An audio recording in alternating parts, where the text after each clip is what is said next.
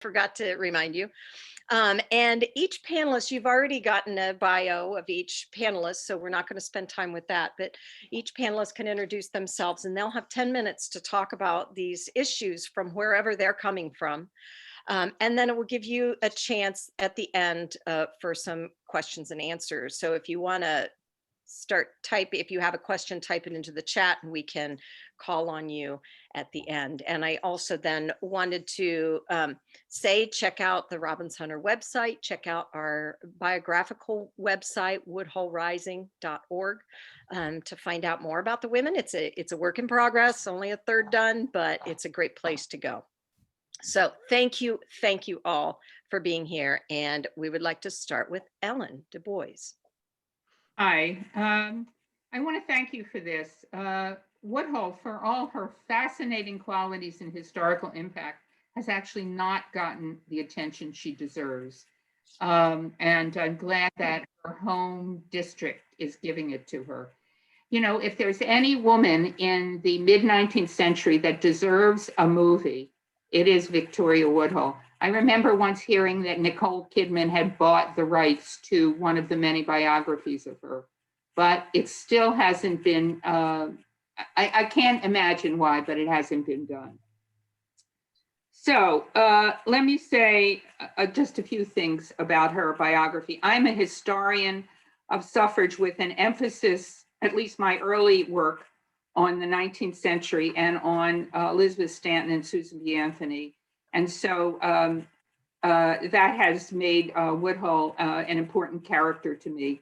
I remember once being asked by the Dictionary of the History of New York if I would write biographies of Stanton and Anthony. And I said, absolutely, but you have to make sure you have a biography of Woodhull. And they agreed, so she's in there. Okay. So Judith has already said a little bit about her background.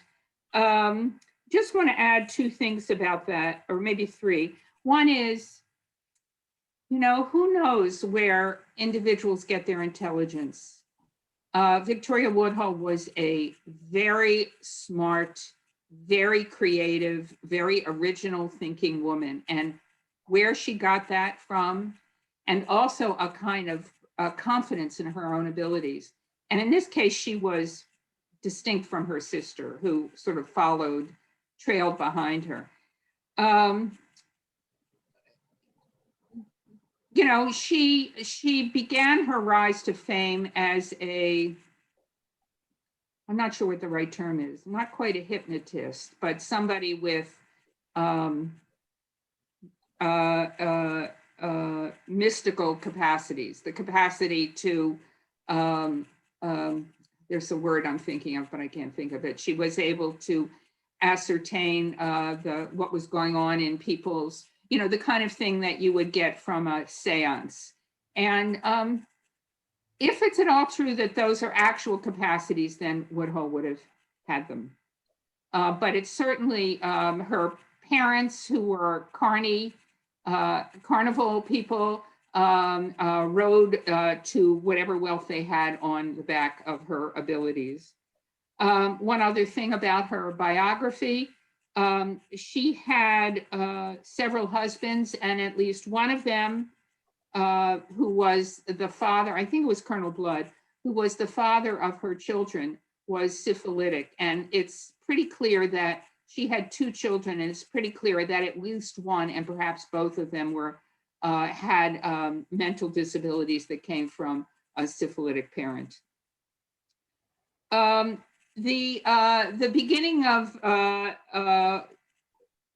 Victoria and Tennessee's entrance into history was through their ability as hypnotic seance people, and the attention they drew from Commodore Vanderbilt, who was quite entranced with them, probably for some other reasons as well. He set them up on Wall Street, where they gained a great deal of attention from New York newspapers as the first lady Wall Street brokers. It's also very interesting to note that at the same time that they were financiers, or at least brokers, they were also associated with Karl Marx's International Working Men's Association. So it's unclear which, or maybe both of these sort of class associations was primary. They are clearly figures for us of the radical years, the later years of Reconstruction, the radical years of Reconstruction.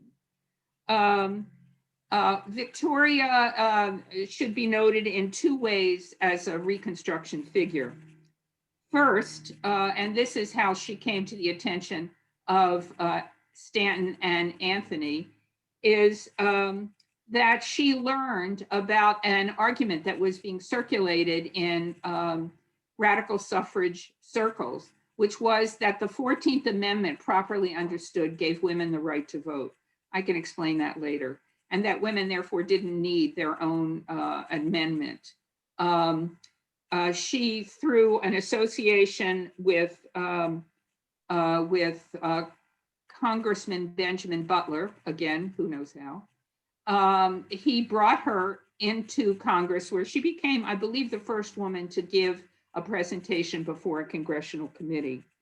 Anthony and her friend Isabella Beecher Hooker, the sister of Harriet Beecher Stowe, and the daughter of Henry Ward Beecher, heard about this and ran across town to hear her give her presentation. And they were completely entranced with her. The other, Anthony remained attached to Woodhull for, I don't know, 2 years, something like that. Hooker for the rest of her life, because Hooker was a spiritualist and so was Woodhull. The other thing that makes them Reconstruction figures is that they're particularly Woodhull's sexual ideas, which were extremely radical. She went far beyond what was called free love in the period, which was the notion that the government shouldn't get involved in people's marital life, to become to argue that basically that women had the right to love, and this is, I think, a direct quote, whoever and how many people she wanted to. So she was basically arguing for multiple sexual unions, which I think she was almost alone in doing so.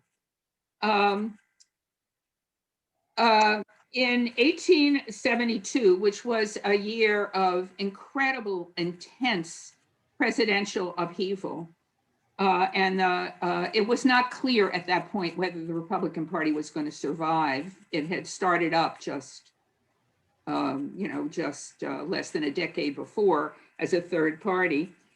She tried to enter the political arena by basically nominating herself or having some of the most extreme radical figures in the United States nominate her. And she declared that Frederick Douglass was to be her vice presidential candidate. He never met her, or he didn't meet her until many years later. He hadn't met her then. He didn't accept the nomination.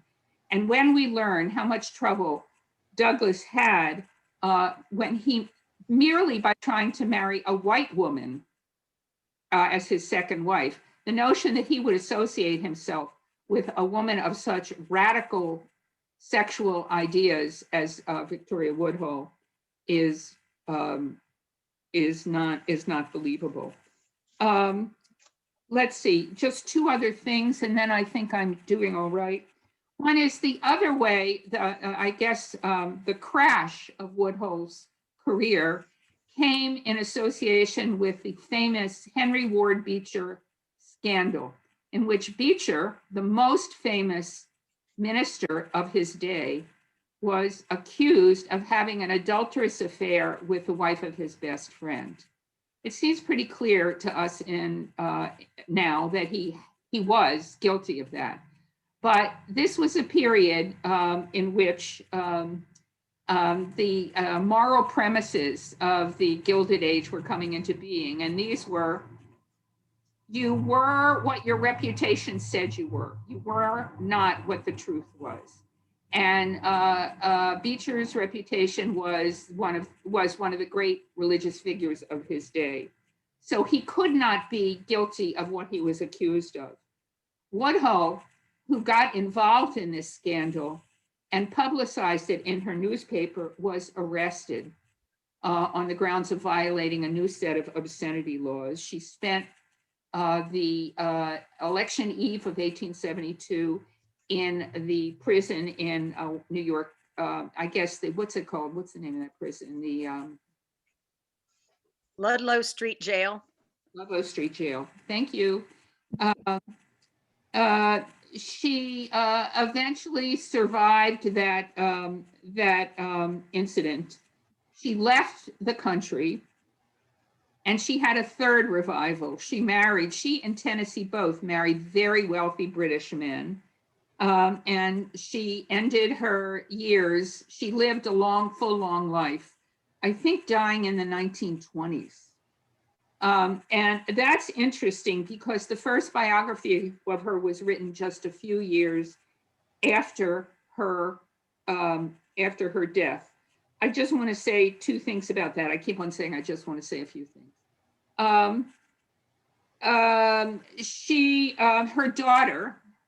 Her daughter, whose name was Zulu Maud, was determined to rescue her mother's reputation, which was pretty scandalous. And she did her best to actually find every copy of anything her mother had ever written and destroy it. This is in the early 20th century. That was not really possible. She did, however, leave money that she inherited from her mother's wealthy husband, left considerable money for a biography, and that's maybe what funded the biography that Emily Sachs wrote. Her documents were somehow retrieved after her death, maybe I'm making up this up, but like the 1940s or 1950s, by a librarian at Southern Illinois University who was a champion of free speech. And he appreciated Woodhull, and he somehow, he got a hold of a box of her letters that somehow her daughter had kept. And these letters he purchased for Southern Illinois University. So Victoria Woodhull's letters are there. So that's what I got to say. I think Brenda's following me up.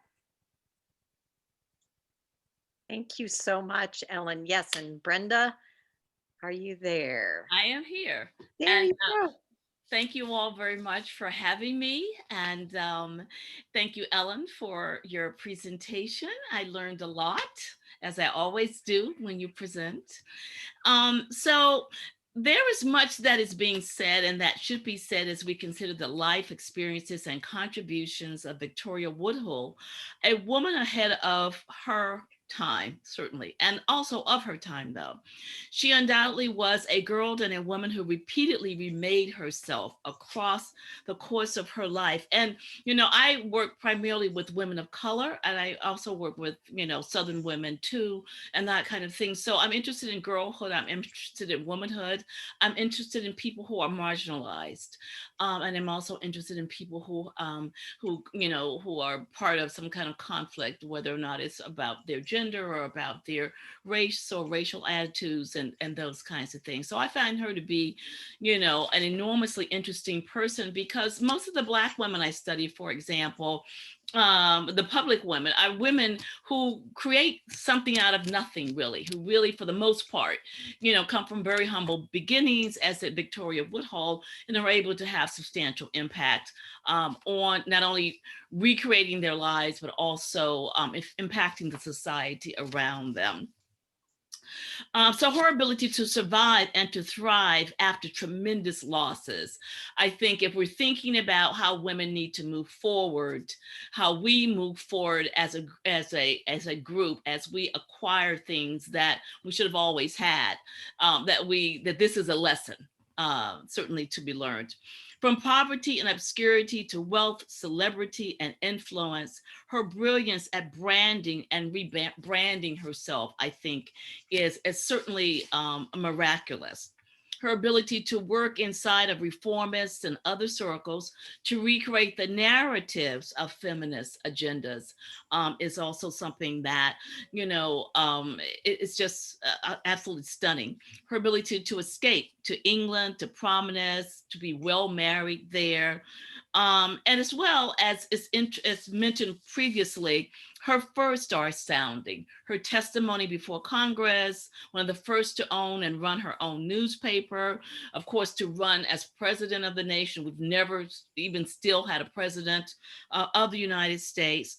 Her first to own a Wall Street firm with her sister, and one that was centered on the idea that women should build and own their own wealth, that really looked specifically at women as investors. Her campaigns for female agencies are continue to be relevant. Sexual freedom, political exercise and power, economic independence and power, intellectual development and prominence, media use to inform and gain female equality. All these things are incredibly important to who we are as women today and to the movement to gain equality for women in our society as well as globally. An allyship with reform efforts, crossing race and class lines to do so, which was not something that was so new and had been done certainly since the reform, since the early 19th century. But she reiterated the importance of doing that, and she practiced that. Now, today in 2020, women globally, we still have, so much to accomplish to gain equality and equity within our society. Women globally hold only 25% of nationwide political offices and appointments, only 25%. In the labor market, we only have globally, not in the United States, but globally, 58% parity. In the US is 81% wage parity overall. And so these are, continue to be themes within the agenda for us to become equal within our society. And when we consider women's pay for work across racial groups, stark differences still emerge, underscoring the reality that there is inequity between genders and among them. Asian women, for example, Asian American women earn 97% of what white men earn. White women earn 80% of what white men earn. Black women, 66%, and then Latina, only 58%. Elderly women everywhere over 75 are much more likely to live in poverty than elderly men. It is more probable for females to be killed in domestic disputes than males. And the canon of women's history is still developing. So there's a lot of things that have to be done that are informed by the life and the work and the pioneering of Victoria Woodhull. So her commemoration and even as inspiration and guidance from her larger than life should be duly noted and recalled, and we have to learn from it. But I would also like to disrupt this narrative somewhat. We must, and that's one of the things I do too, and Ellen will tell you this, as a woman of color, as a woman of color historian, etc. But we must recall the recurring pitfall to reform and even revolution in our society, to which Woodhull's life is also illustrative of, and that's racism. The pseudoscientific, popular, and deadly notion that races form a hierarchy and those who are deemed to be on the bottom should be carefully surveilled physically, socially, and culturally controlled due to their threat to society and civilization also is part of her legacy. All right. Woodhull became an important supporter of eugenics. Using her power as a writer and celebrity to embrace and publicize this movement that, not unsurprisingly, was particularly popular at a time in our nation's history that is characterized as the nadir of race relationships, the height of xenophobia, imperialism, and the nation's imperialistic efforts in quote unquote colored parts of the world, and the internalized colonization and genocide of indigenous peoples. And eugenics is all a part of this larger kind of a movement to control and to even eliminate these peoples. Like other eugenicists, Woodhull supported anti-miscegenation legislation, forced sterilizations, incarceration of mentally, intellectually, and physically disabled, blood registry to support marriages of the fit and not those of the unfit, and those kinds of breeding programs. In her essay, The Rapid Multiplication of the Unfit, she cites China and India as containing vast, and I'm quoting, hordes that were a threat to white civilization. She argued that, quote, a great many seem to think that interference with marriages of the unfit will only give greater opportunities to races lower in the scale of development who are multiplying so fast to overcome and conquer the more advanced races. We have an example of this in the rapid multiplication of the Negroes in Africa, who at some not far distant day will outnumber and overrun the whites if the rapid increase be not checked. Eventually, if America is owned and governed by the Negroes, would it be the survival of the fittest? Question mark. And also even supporting to a certain extent euthanasia. So the question for me is, in commemorating the life of this legend that is Victoria Woodhull, and remembering it and recovering her, the memory of her, it's one that I encounter a lot because I work in the colonial period, I work in the period of the American Revolution, I work in the period of the Civil War. I'm from Virginia, and I'm often called upon to talk about how does one respectfully commemorate people who have contributed mightily to our society, while at the same time have contributed to the demise of some of the ideals of our nation, such as equality, such as sharing equally in the resources of the country. So I think that this is an important question when we think about Victoria Woodhull. It's important to do it now because inevitably these questions emerge. Okay, and so we can be part and parcel of the solution to how to deal with the difficulties in the past of those persons we want to remind positively in our history. Thank you. That was absolutely amazing. And I think you're absolutely right. We have to take everything, the good and the bad, and learn from it as well. Linda is up next. Thank you, Judith. I am so honored to be on this panel today with Brenda, Ellen, and Cornelia. Thank you so much for having me. I am really just thrilled to be part of this conversation. So our study of history is shaped by the present, and our attempts to read the future's tea leaves are often confounded.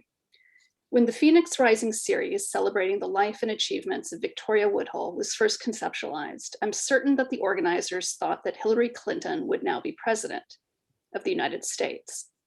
We would have been able to look back and draw a triumphant narrative arc from Victoria Woodhull's 1872 presidential run to Hillary's, and the story we'd tell, despite various plot twists and turns, would ultimately be one of feminist triumph.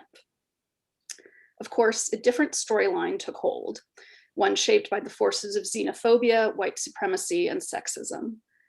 Donald Trump's inauguration began with the Women's March, where almost 500,000 people gathered amid a sea of pink pussy hats, an ironic symbol of resistance that quickly became an unthreatening fashion statement. As each chapter in the horror story of Trump's presidency unfolded, scholars, pundits, and everyday citizens scrambled to reread the past and identify the spoilers that might have predicted the seemingly impossible, it can't happen here, of Donald Trump's election. Looking back, doing a retrospective reading, the clues were all too easy to spot. Donald Trump's election, the Me Too movement, and most of all, Black Lives Matter have given rise to a full-scale national reckoning, a grand-scale reassessment and rereading of the nation's past and present, the stories the nation collects about itself. We've started to reassess the nation's monuments, museums, and cultural institutions.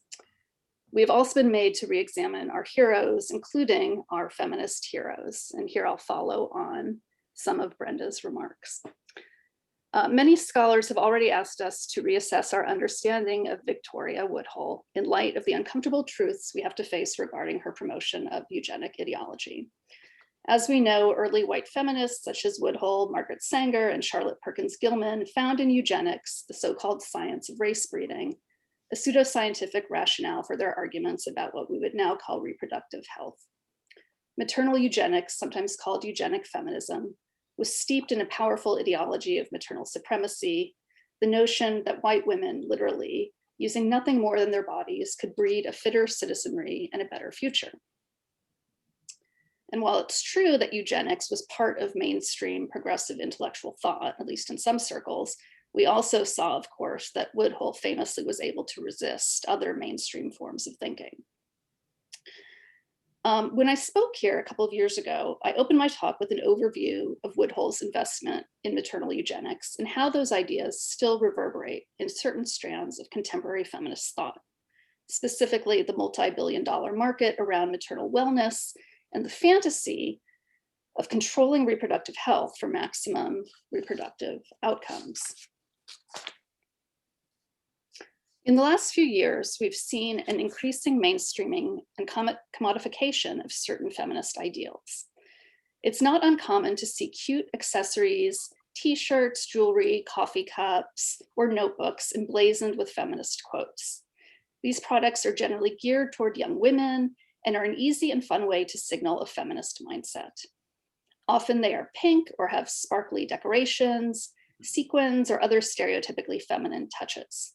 For instance, I recently saw at TJ Maxx a pink leather journal that was emblazoned with Audre Lorde's famous quote, "Poetry is not a luxury," in gold cursive script. I've seen other notebooks and coffee cups with the line, "The master's tools can never dismantle the master's house." If you go online, there are dozens of sellers on Etsy and other sites that are selling products with quotes about intersectional feminism and Me Too and smashing the patriarchy. And although I am not immune to the appeal of some of these items, I wonder about the easy translation of radical theory to inspirational go girl mantra. Mhm. The mainstreaming and commodification of feminist thought is fascinating to those of us who teach women's studies. I remember explaining and certainly defending the field to students, colleagues, and administrators, with students terrified that their parents might find out they were taking these classes. Although some students still struggle with this, it's more likely that my students' parents are themselves feminists or even women's studies majors. Baseline ideas about women's ambition and equality, that women and men deserve equal educational opportunities, that women should be paid the same as men, that the glass ceiling should be smashed. All of these are understood now as part of the ideology of 21st century democratic cultures. And this is not to say in any way that these ideals have been realized. As Brenda just pointed out, certainly not. But simply that we have a notion of neoliberal success that basically posits that women can have it all if they just lean in and speak out. So steeped in this cultural moment, in this current moment, I find that my students often misunderstood or misread certain aspects of the historical past. And I want to close my remarks on a recent example. Almost every year, I teach Nella Larson's Harlem Renaissance novel, Passing, from 1929. And some of you may know that a movie adaptation of the novel just premiered at Sundance and is going to be on Netflix. And it's all a very big deal. But I've taught this novel for over a decade to hundreds of students. And it's an amazing novel for those of you who don't know. It's a psychological tour de force about two women, Irene and Claire, who are light-skinned Black women who pass for white and nurture a strange and ultimately deadly fascination for one another. The novel explores overlapping currents of racial, sexual, and class identity and shimmers with sexual tension that is never fully realized. In my LGBT literature classes, we discuss the ways that Claire and Irene's ability to pass as white mirrors and refracts their ability to pass as straight. Constrained by Black respectability politics and strictures against women's erotic expression, neither the characters nor perhaps Nella Larson are fully free to express or depict same-sex desire. Usually, in past years, my students have been satisfied with deciphering the coded ways in which the novel hints at longing. Long looks, quick kisses, secret communications that read like love letters, but not this year. This year, the students in my class, all first years, were dismayed by the novel. They expected to turn the page and find the heroines locked in a passionate embrace. They wanted Claire and Irene to end up together and celebrate their identities as empowered Black queer women, and were surprised when they didn't. At first, I was confused and a little annoyed. How in the world could my students, smart, generally incisive readers, think a lesbian relationship would be explicitly depicted in a novel from 1929? Didn't they know anything about history? In my day, I grumbled, we didn't even have LGBT lit classes. But then I remember that my students have grown up with shows like Pose, Glee, RuPaul's Drag Race, Transparent, and Orange is the New Black. As teens, they watched Moonlight win the Academy Award for Best Picture. Streaming services, TikTok, Instagram, and changes, very slow moving, but they are moving, in the publishing industry make it possible for queer youth to locate stories about themselves online, on screen, and in print. And some of those stories are actually happy ones. In other words, my students' understanding of this historical document, the novel Passing, is shaped by their present, which might look different from our present, meaning the present of some of us who are older than them. As I tell my students, our collective worldview, our understanding of what is possible is shaped by the stories available to us. What I first took as their naivete is actually a source of power. Their default for reading this text was hope, not pain. And that should give us hope for all the stories that are yet to be written. The stories of love and happily ever after that we'll read, teach, and learn about in years to come. So even though I began my talk by saying we can't read the future, I am hopeful. I hope that we'll be telling different versions of this story in the future, one that includes Kamala Harris as president, and that my students' way of understanding the world will make room for the feminist pioneers that scholars of the future will study. Thanks. That was fantastic. Thank you so much, Linda. Wow, it's powerful. Okay, Cornelia. I come from Washington, D.C., a women majority land of taxation without representation, not unlike, in its effect, pre-19th Amendment US. I thank you for inviting me to speak. I thank the sponsor of tonight's program, a sponsor whose career has engaged with research-based decision-making. Oh, bless your heart. For the women in the next 100 years, we must address the nexus between discrimination against women and peace negotiations, and violence against women in politics. First, let's talk about the nexus between discrimination against women and peace. A foreign policy top 100 most influential global thinker, Valerie Hudson and her team, in examining more than 125,000 data points and 320 variables, found that international security cannot be attained without gender equality. On the other side of the ocean, Eric Melander, director of the Uppsala University Conflict Data Program, has found that there is a robust relationship between gender equality and peace, which is not possible to explain away with other explanations, such as poverty. Thus, it appears that a solution for peace is to eliminate discrimination against women. And guess what?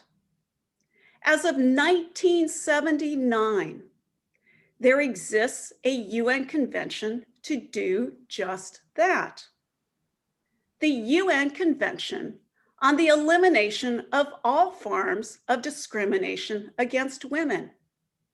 Yet, despite the research-based evidence of the need to implement it, the US still has not even ratified it. Will, in 100 years from now, the United States still not have ratified it?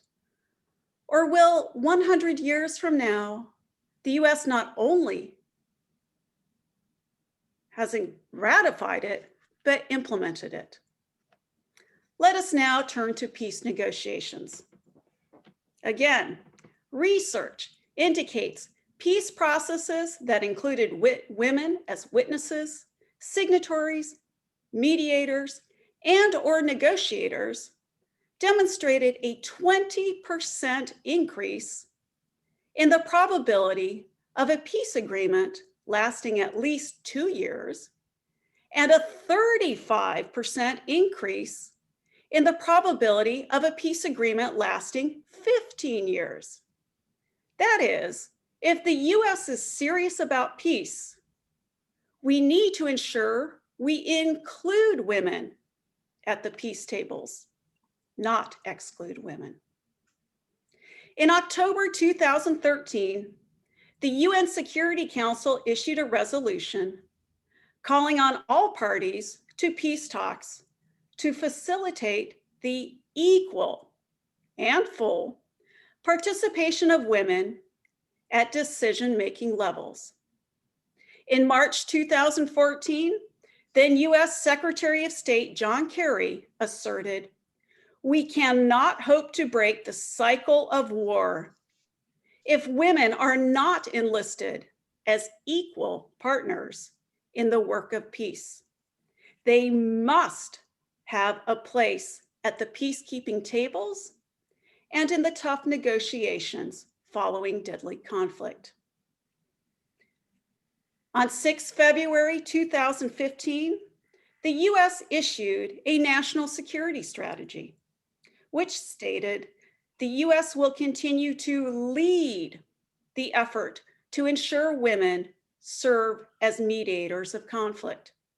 Yet, just 14 days later, on 20 February 2015, the US, instead of leading by appointing a woman as the US Special Envoy to the Colombia FARC peace negotiations, appointed a man who seemed more interested in Colombia beauty pageants than in addressing women engaged in armed rebellion against the Colombian government. Will, in 100 years from now, male representation at peace tables continue to be prioritized over peace? Or will the US walk its own talk? And now to address violence against women in politics. In 2015, the Congressional Research Service found, while controlling for numerous other factors, including district level characteristics, an empirical model demonstrates that women deliver approximately 9% more federal spending to their districts than men. Yet, despite the evidence that electing women yields a greater rate of return for voters, it appears, just as Victoria Woodhull experienced, some still prioritize engaging in smear attacks and other violence against women in politics. In September 2020, a proposed law, House Resolution 1151, stated, "Violence against women in politics is a specific gendered phenomenon stemming from a resistance to women's increased political participation and intending to undermine women as political actors. It further stated, violence against women in politics occurs at both individual and institutional levels and takes many forms in person and online, including misogynistic verbal attacks, sexual harassment, death threats, and economic, psychological, or physical violence meant to discourage women from participating fully in the political arena. House Resolution 1151 urged the government, the US government, to adopt policies that promote women's political participation and mitigate violence against women in politics, in person and online, in the United States and abroad. Abroad, the US arguably prioritized eliminating discrimination against women only once. And that was in post-World War II occupied Japan, when General MacArthur's first demand to the government of Japan was women's emancipation. General MacArthur, in his memoirs, recounts a call from a legislative leader, a male graduate of Harvard Law School. Now, you might know that Harvard Law School excluded women until 1950, with Ruth Bader Ginsburg entering in 1956. Male legislative leader, I regret to say that something terrible has happened. A prostitute, Your Excellency, has been elected to the House of Representatives. General MacArthur, how many votes did she receive? Male legislative leader, 256,000. General MacArthur, well, then I should say there must have been more than her dubious occupation involved. The media too engaged in smear campaigns. A suburban newspaper proclaimed to its readers that 30 of the Japanese women elected were former prostitutes and mistresses. The solution? A Women's Army Corps officer called in the editor, made him publish an apology, and print extensive biographies of the women to prove he had lied.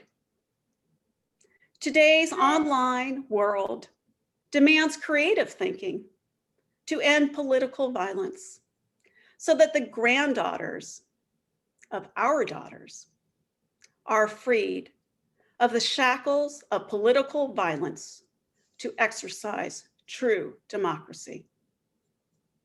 In conclusion, whether our daughters, granddaughters, get to grow up in a land free of discrimination against them depends on you. Is their future worth you taking 30 minutes of your time to write to your members of Congress to ask them to ratify the Convention on the Elimination of All Forms of Discrimination Against Women and to support House Resolution 1151? I thank you all very much for your attention tonight. In the chat function, I'm sending out right now, if any of you want more information on MacArthur's women's emancipation policy, there's a link to the article. And this is something certainly that I was never taught in any of my women's studies courses, my legal classes, and my entire military career, including War College. So there it is. But again, thank you all very much. This has been really terrific, and I really appreciate this opportunity. Thank you so much, Cornelia. I'm just amazed. 148 years after Victoria ran, and it's still just out there to be. That's amazing. What I would like to do is I would like to open up this. Is just, I know there's so much. These were so amazing comments. Please open up if you have any question, chime in. I would also like, maybe we could shoot out some of this information, kind of, resources. We've got books that were written, articles, talks that all of our panelists have done. It's a great way to get that information out. So, any questions? And I Now, Judith, yes. I'd like to address the question of eugenics a little bit, if I might. Okay. Far be it from me to advocate, you should pardon the expression, whitewashing historical characters. But I do want to put Woodhull's eugenicism in some context. Regardless of what was said about her, what she said about herself, or what was said about her in secondary sources, she doesn't really advocate what we would call eugenics until the 1890s. She starts a eugenics magazine. Actually, the term and the science of eugenics doesn't exist until the 1880s or 1883. In this period, Woodhull is, well, there are a couple things to say. First of all, she had a syphilitic child. She was very much arguing that women should, that, what shall we say, that they should know the conditions under which they get pregnant and give birth to children. And she had no way to know that she had a child by a syphilitic husband. There was no test to figure that out. So in this period, in her early period, she wants women to be able to control their reproduction. She wants them to be able to give birth under the conditions that they control. And we're way earlier than birth control in this point. She wants women basically to decide when they have intercourse and when they get pregnant.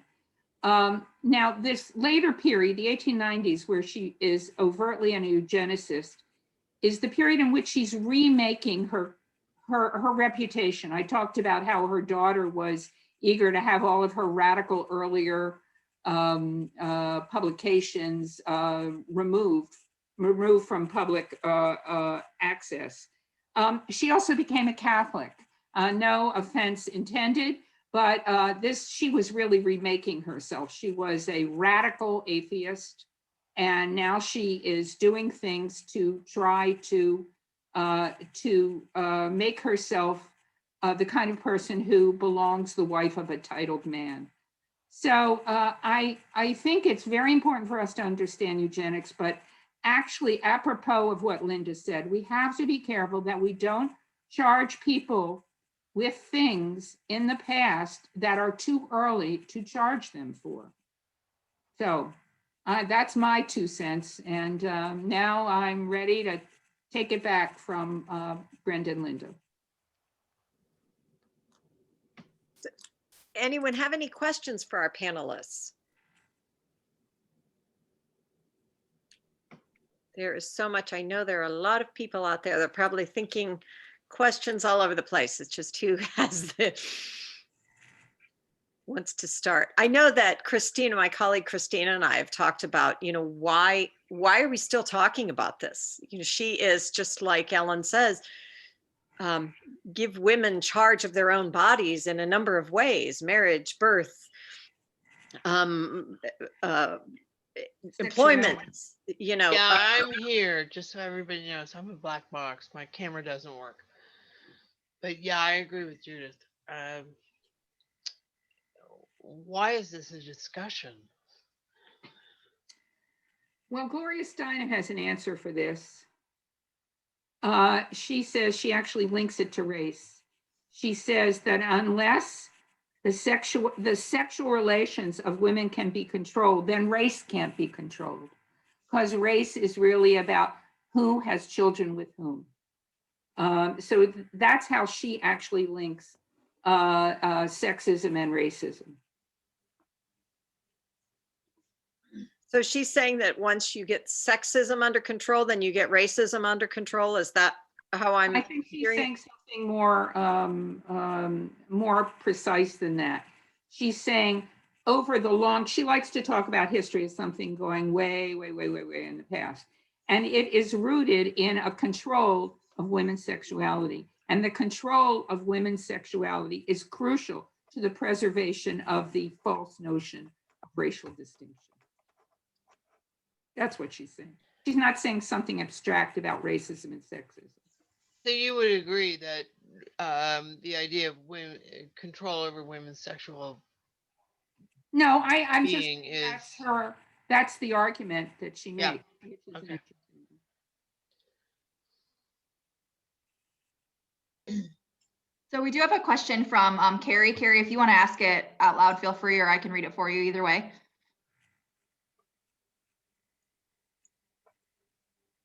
You can read it, Darcy. Okay, sorry, speaker view, I couldn't see. So yeah, she asked, this is for Brenda and Linda, how do we reconcile the eugenics with Victoria's having Frederick Douglass as her campaign partner, as well as having Randolph as a major contributor on her paper?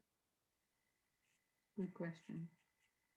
Well, I think that a part of what Ellen says is appropriate here. She is remaking herself. Comes much later than her 1872 run for political office for presidency, when Frederick Douglass is put on the ticket. Frederick Douglass, of course, is one of the most well-known and lauded radical Republicans of the era, and they are trying to pull votes away from Grant. And so to put him on the ticket, with even not him saying, I want to be on the ticket, he had already endorsed Grant, was a way of her, of course, getting votes. But I also think that Ellen's correct when you talk about her reinventing herself at that time period to be quote unquote respectable. And one of the ways to be respectable is to appear to be intelligent, appear to, be at the forefront of intellectual pursuits, such as eugenics was at the time. It was considered a science, and it was taken up by people at Harvard and many other places in England as well as in the United States. And I think with that, gets at the issue of an allyship is what was creating yourself that's going to help you, but then it kind of kicks everybody else to the curb in a way.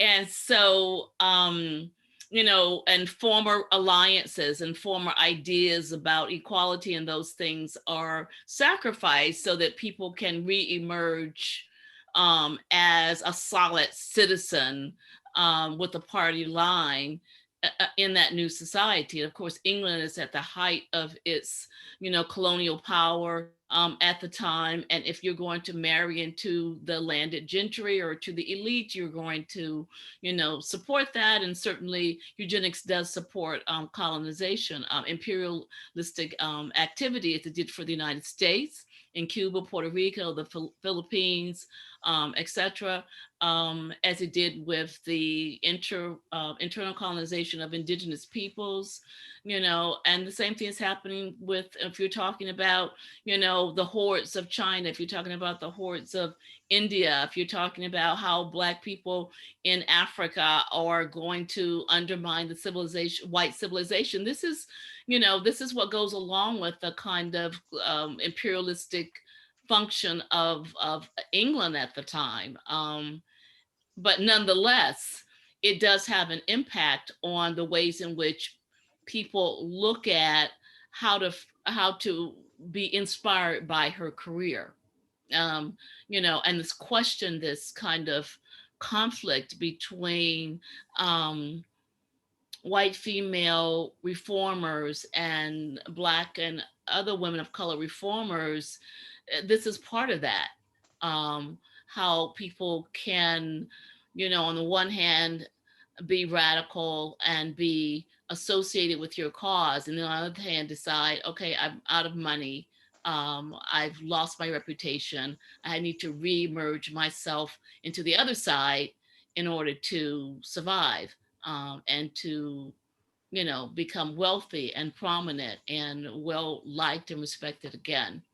So that's what I'm, it's this kind of conflict that is at the center of these relationships that today we talk about as allyship, that I think we should have some more discussion about. We should have some realization of it's not a new thing. It's something that's always problematic when you try to cross all kinds of racial, class, cultural lines in order to build something that's transformative. Any of our other panelists want to chime in on that?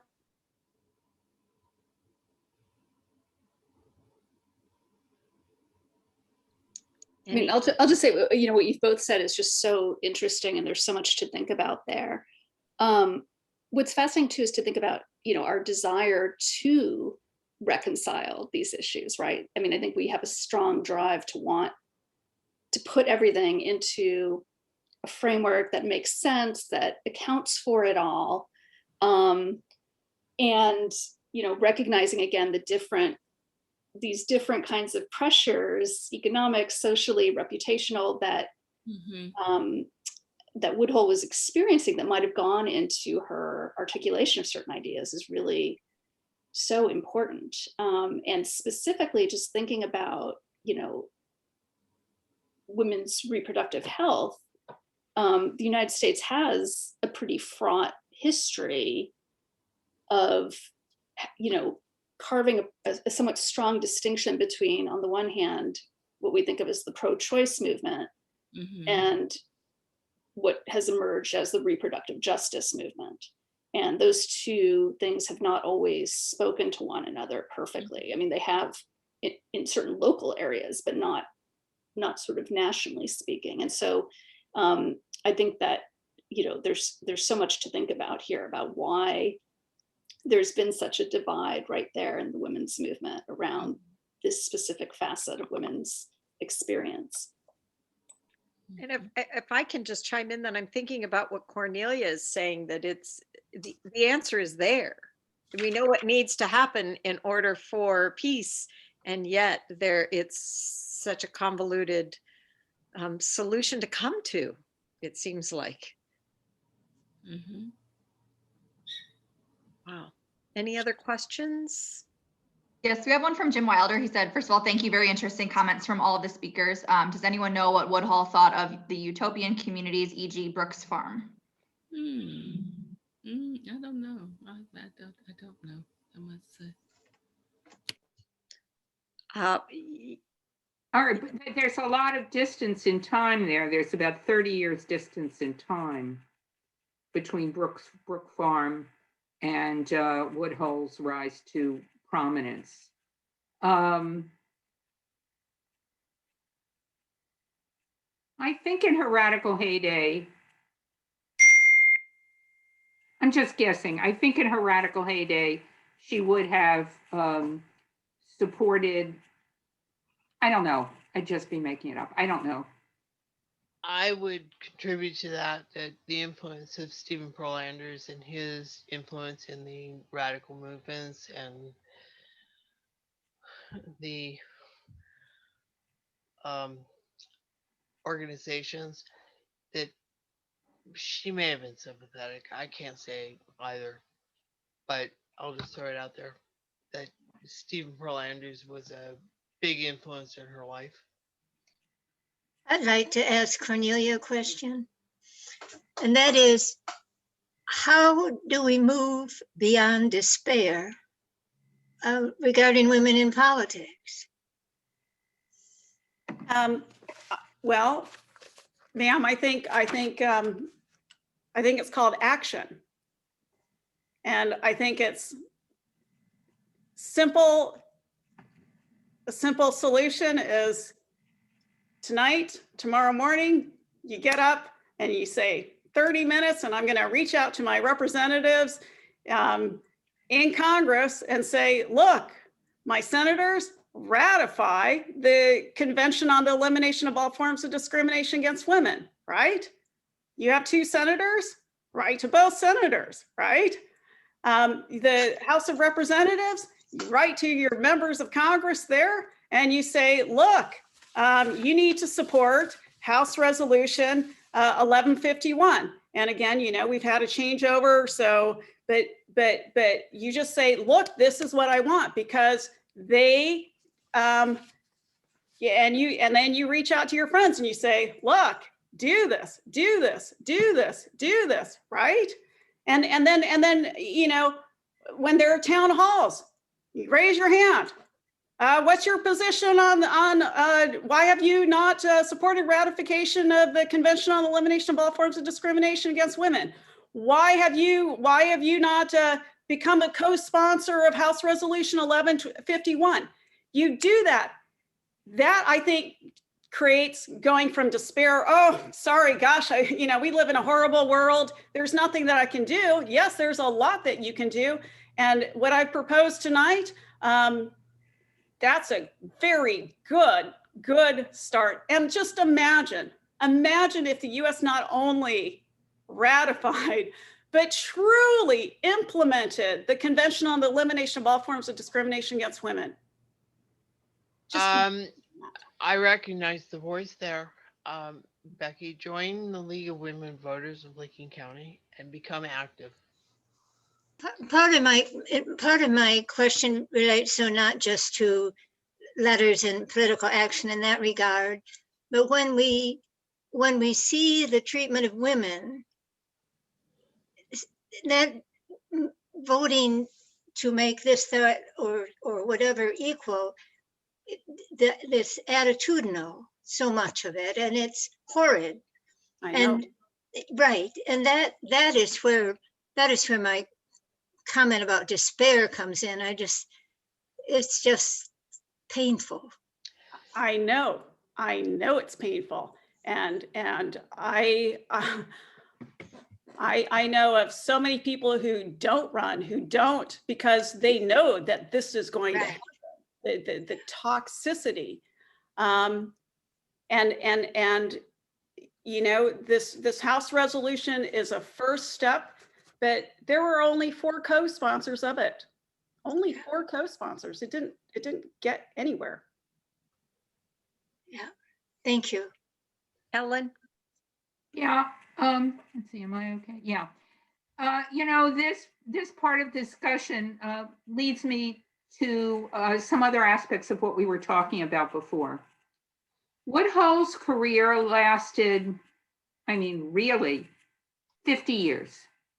Elizabeth Stanton's the same. When people live over long periods of history, the character of those different eras changes. So Woodhull starts during radical Reconstruction. And by the 90s, she's part of the imperial primacy of England. This is, I think, what it means to face the changing nature of history. And the point here I think I'm making is that we ourselves have to understand that if we are interested in remaining activists over the long haul, we have to understand that the context in which we work changes over time, and that we have to not give in to that context, but at least understand the arena in which we are trying to work. So I guess I just wanted to say something about the question of long careers of activism that I think we have to take into account. Well, I think we have gone over our time, and I cannot, again, I can't thank the panelists. I can't thank the attendees enough. Thank you for all your support. I think these were some amazing thoughts. I really like the fact that we have something very concrete, like Cornelia says, write a letter. You know, we have concrete things, but then we have these greater issues that we can think about. And as Linda says, there's hope there when she sees the change in attitudes of her students and how they come to this. So Ellen, I think what you said is a perfect way to sum this all up. I thank everyone for joining, and we'll try to. Judith? Yes. And put a check in that, not to the congressman, but write a check for the group that is trying to represent our voices and support that way too. That signature on the bottom of the check can go a long way. That's true. Judith, I want to thank you and your group for coming to the, bringing Victoria back into the present, bringing this historical character back into the present. And if she does get somebody who wants to make a movie, you'll be responsible. It's a lot of people working on her and a lot of voices coming together, but I think Carrie, Victoria yeah, right. I'm laughing. would be nice. She's happy that her voice is being heard, and Tenny as well. So thank you all. And yeah, we've got some resources that we will Linda, send out. Brenda, Ellen, Thank you. Cornelia, love ya. What was wonderful. Thank you so much. All right, I'm I'm gonna go sorry have my camera's birthday broken. dinner. Thanks, Yeah, everyone. happy birthday, Ellen. Everybody, it's Ellen's birthday. Birthday. I've been an Happy activist birthday to you. Happy birthday to you. I hope it's not an Birthday, dear embarrassing one. Ellen. Happy Happy birthday birthday to you. Thank you all. Have a wonderful night. Everyone have a great day. Bye-bye.